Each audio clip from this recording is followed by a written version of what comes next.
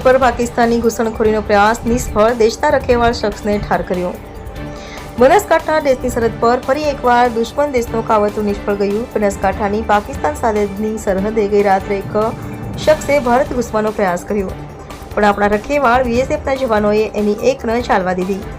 Pillar number 938 પાસે તે શખ્સ કંટાળી તાર તરફ વધી રહ્યો હતો। જવાનોએ ચેતવણી આપી કહ્યું, પાછો વળી જા, આ ભારત છે। પણ એ શખ્સ નહીં માન્યો। અંતે બીએસએફે દેશના રક્ષણ માટે ફરજ મુજબ ગોળી ચલાવી અને ઘૂસણખોરને ઠાર કરી નાખ્યો। શખ્સ પાસેથી કેટલીક શંકાસ્પદ ચીજો મળી છે। હાલ તેની ઓળખ અંગે તપાસ ચાલી રહી છે। મૃતદેહને પોસ્ટમોર્ટમ માટે ખસેડવામાં આવ્યો છે। દેશના વડાપ્રધાન શ્રી નરેન્દ્ર મોદી ગુજરાતના પ્રવાસે છે, ત્યારે શાંતિ ભંગ કરવાનો દુશ્મન દેશનો પ્લાન પણ આપણા જવાનોની ચાપતી નજરથી બચી ન શક્યો।